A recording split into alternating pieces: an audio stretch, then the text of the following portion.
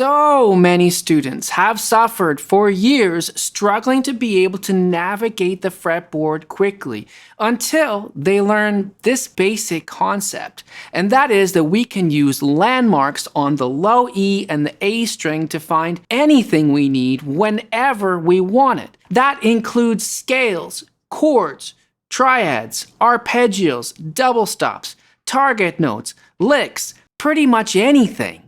This is what it could sound like.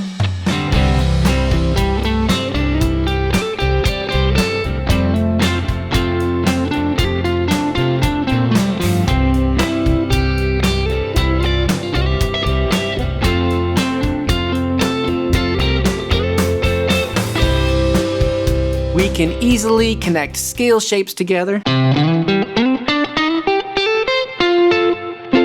We can easily find inversions of chords. We could easily connect those chords to scales. We could find arpeggios whenever we need for whatever chord we're on. Or we could find double stops just by using these landmarks. There's double stops for C, and how about, a triad for C? Let's explore each one of these things and how you'll be able to find any of these really easily. Let's talk about scales first. Now, you probably do this a bit already, but keep in mind that this applies to not just the obvious scale choice. Let's say I need C major pentatonic. And let's say that I need it just exactly where my hand happens to be. Let's say I'm in the middle of a song and my hand just happens to be right there. So I can look down and I ask myself, well, where's a C note? I see one right here. And so therefore I know that C major pentatonic would be right here. But what if the song goes to the 4 chord and I want to use, say, an F major pentatonic? Well, I can see the F there. And all I have to do is memorize what shape it is from there. Pinky finger for major pentatonic would be funny B string shape. So that gives me whatever shape I need. I just look down and I ask myself, what is the nearest root for that scale? Now, I gotta know the notes on the low E and the A string really quick. Those are, think of them as landmarks.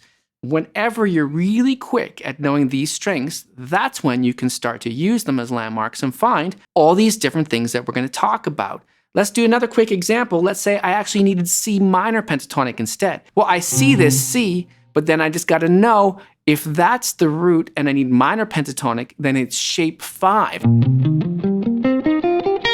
There's a bit of memorization, sure, but you can see how you can get whatever you need whenever you need it just by using these landmarks. Let me give you a more complex example here. So we're going to do some chords, but we're going to do some inversions of chords. And what does an inversion mean? Remember that a chord is essentially just a root, a third, a fifth, and maybe something else on top, but generally just a root and third, a fifth. And root position means that root is the bottom note, the lowest pitch on the guitar. But we don't have to have the root as the bottom note. And so if I played this standard C bar chord here, yes, that has a C on the bottom, so that will be root position. But I could also just memorize what is the next inversion. Let's say it would be a C/E.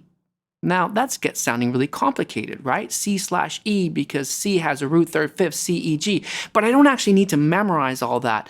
As long as I know where the root is, all I have to do is use it as a landmark and remember that when I want the inversion, it's there. It's kind of interesting because I'm not even playing this root that we originally spoke of, right? But it doesn't matter. And even though after all these years, I know that a C chord is C, E, G. I just know this because I've been teaching for so long. But even then, I don't think I ever in my life have been on stage and asked myself, what is the major third of C that's an E? And so therefore the first inversion would start on an E and therefore it would be here. That's just not how I do it. It's too slow. It's just not, it just doesn't work in the moment for me. Maybe it works for some people, but I think that it's way easier. We already know where this C is if you've studied the notes on these strings. And you probably know where this chord is, so therefore you know where that chord is, right? Let's do another inversion because the chord is going to have three different versions, if you will, right? It's going to have root position. It's going to have third on the bottom, which we just did. And then it's going to have fifth on the bottom. Again, those details don't matter as much. All I have to do is think of, well, there's a root here.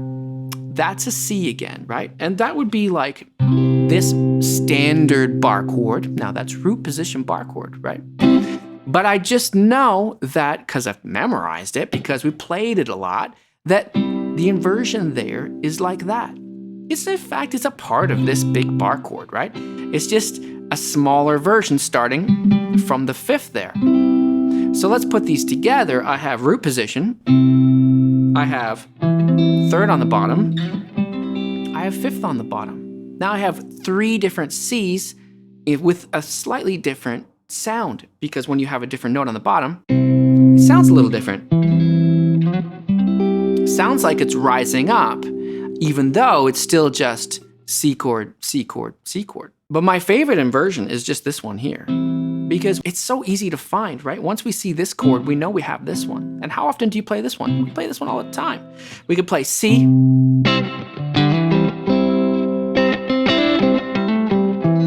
that's C/E. Let's go to F.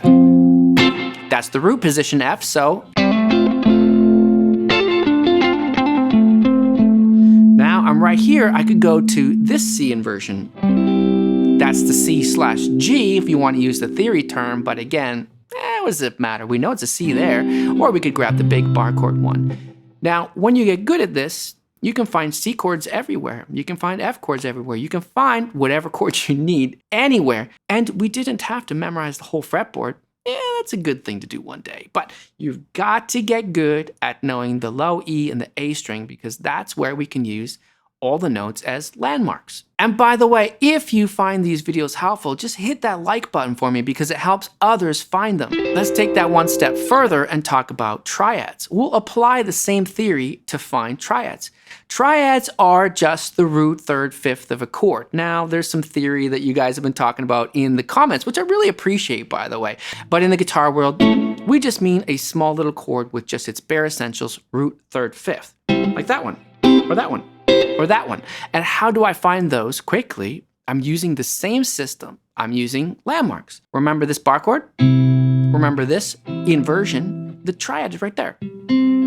That's just, well, that's fifth, root, third, but again, it doesn't matter. That's a great little triad. It's connected to that inversion. It's connected to major pentatonic easy shape. Let's do the next inversion up. I know it's right here, but I didn't find that because I know that this note here is a C. I do know that's a C, yes, but that's not how I found it. I actually just think about this C. It's faster. I think about this bar chord. That's what pops in my head first. And then I can see this C. I can see this C right there. I can see this C and this one and this one. How did I know this one? Well, there's a C right here. Again, there's a landmark. And the landmark, again, this is on the A string. All the landmarks you really need are on the E and the A. Can we call that cheating because we didn't bother, or you didn't bother to memorize the entire fretboard? Maybe, but if it gets you the correct answer quickly, whatever, right? One day you can go back and memorize all the rest of the notes. If you can find your triads quickly,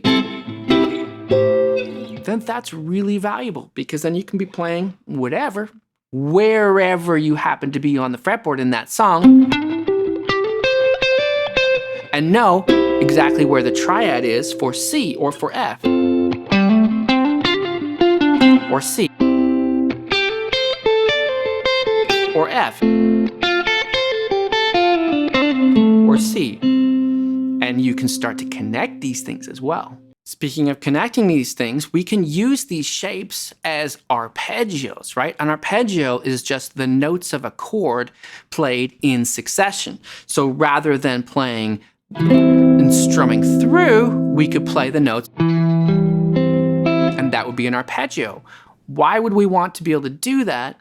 Well, we can do that because it sounds pretty as a rhythm guitar player, right? But also we can use those arpeggios in our solos. That's what I really like. I like to throw an arpeggio into a solo because it helps us to break up our pentatonic playing. You know that all of us, when we're improvising in our pentatonic scales, we tend to go next note in the scale, next note in the scale, next note in the scale. I know, we all do that.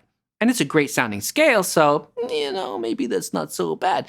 But arpeggios are a wonderful way to just break up that scale-wise playing, because you're going to be skipping a note, but you're now visualizing the chord or the arpeggio shape rather than the scale shape. So it just forces you to play something else. So how do we play these arpeggios? Well, we kind of already showed you, right? Again, we can use the landmarks. That's a C chord. So one simple arpeggio could just be, sure, yeah, but it could be this, it could be the triad. And you could connect it with the scale. Or it could be this triad and connect it to the scale. That was up the arpeggio. I played a little lick, and then I descended the arpeggio. Something like, let's see if I can replicate that. Something like that. You can let them ring together, or they don't have to ring. Lots of options is such a good way to also highlight the chord at the moment. Because again, we kind of get lost in our pentatonic scales as guitar players. And another way to break out of it is to think of the chord at the moment and then just play an arpeggio of that chord. But again, we got to be quick at knowing our landmarks on the E and the A. So what if the song went to an F like this jam track does? There's an F chord. So there's a triad, or there's an arpeggio. Now I got to also visualize what is the scale shape right around there. But again, I'm just using my my landmarks for that as well. There's the arpeggio. The arpeggios are kind of the triads in this case, right? We can make fancier one when you get into it, but for now, just find these basic arpeggios and practice using them with the jam tracks like we have on Patreon. And by the way, the tabs for that little demo section at the beginning of the video are all going to be on Patreon this week, plus hundreds more lesson videos like this one. So check it out. You can get 7 days for free. Now let's talk about double stops. Double stops are just playing two notes at once. It's kind of a silly term. I don't really like the term, but whatever. We're not stopping, we're playing. So we can find double stops using the landmarks as well. We got everything here, right? Let's see, that's that C chord we had. Now we can just memorize that the double stops, my favorite double stops lick, is right there. Or we could just say, well, if we know that chord, we know that inversion, we know that triad, we know the double stops, and we know C major pentatonic. When we start to make those connections, we see all these opportunities in one small place. Chord, inversion, triad, arpeggio, double stop. All those things right there in a small space. Let's do an arpeggio here, and then double stops here. That's also in that demo thing there. That's a different double stops, right? These ones are separated. These are on the E and G strings. Might call these sixes. I got other videos on that. But how did I find that? I'm not thinking, well, it's an E and a C and that's a sixth apart, or it's a C and an E and that's a third apart and it's upside down. I'm not thinking about that at all. I just know, well, that's a C.